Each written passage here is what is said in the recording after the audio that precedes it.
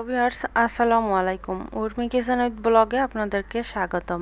যখন কোনো কিছু রান্না করতে ইচ্ছে করবে না, তখন ঘরে যদি কাঁঠালের বিচি থাকে তাহলে খুব সহজেই এই ভর্তাটা বানিয়ে নিতে পারবেন।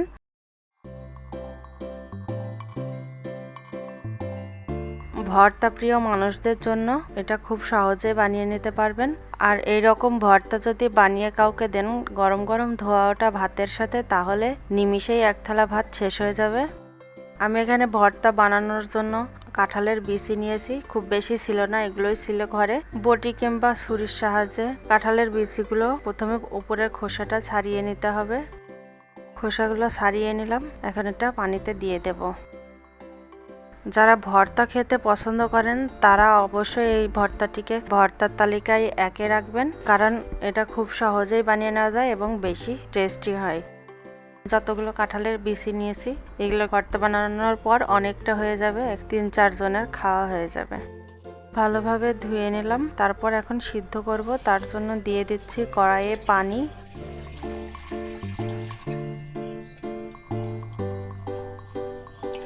কাঁঠালের বীজগুলো 2 ফালি করে দিলে আরও তাড়াতাড়ি সিদ্ধ হয়ে যাবে, খুব বেশি সময় লাগে না।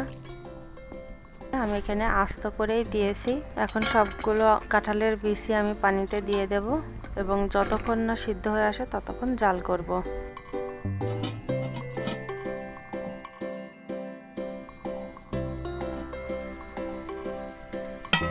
আমি এখন দেখছি খুন্তির সাহায্যে বিচিগুলো সিদ্ধ হয়েছে কিনা। এগুলো সিদ্ধ হয়ে গেছে। তারপরে যতটুকু পানি আছে সবগুলো শুকিয়ে নেব। কাঁঠালের বিচির পুষ্টিগুণগুলো যাতে নষ্ট না হয়, তাই আমি পানিগুলো একবারে গায়ে গায়ে শুকিয়ে নিচ্ছি। এই যে সবগুলো হয়ে গেছে সিদ্ধ, আমি ট্রাই করে দেখে নিলাম। এখন পানিটা শুকিয়ে এসেছে, আমি এগুলো নামিয়ে নিলাম। একটু ঠান্ডা করে নেব ভর্তা করার আগে।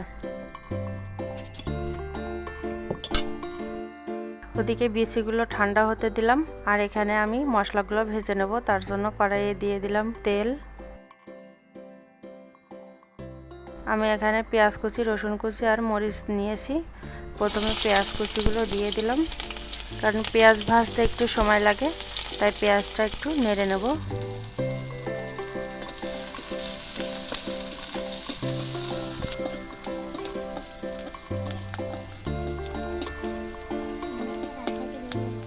তারপর দিয়ে দিচ্ছি রসুন কোয়া আর মরিচ, সবগুলো একসাথে খুব ভালোভাবে লাল লাল করে ভেজে নেব।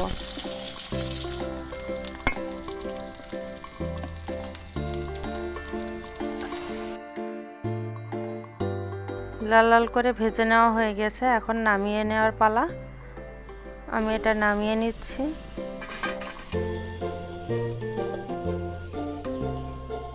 2-1 মিনিট ঠান্ডা করার পরে মরিচগুলো আমি হাত দিয়ে ডলে নেব।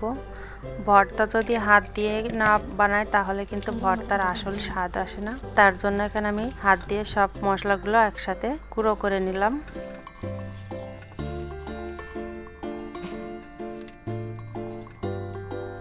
এদিকে কাঁঠালের বিচিগুলো ঠান্ডা হয়ে গেছে, এখন আমি সবগুলো ডলে ডলে মাখিয়ে নেব। আপনারা চাইলে এখানে শিলপাটাও ব্যবহার করতে পারেন। যদি খুব বেশি সিদ্ধ হয়ে থাকে তাহলে কিন্তু হাত দিয়েই তৈরি হয়ে যায়, ভর্তাটা বানানোর সুবিধা হয়।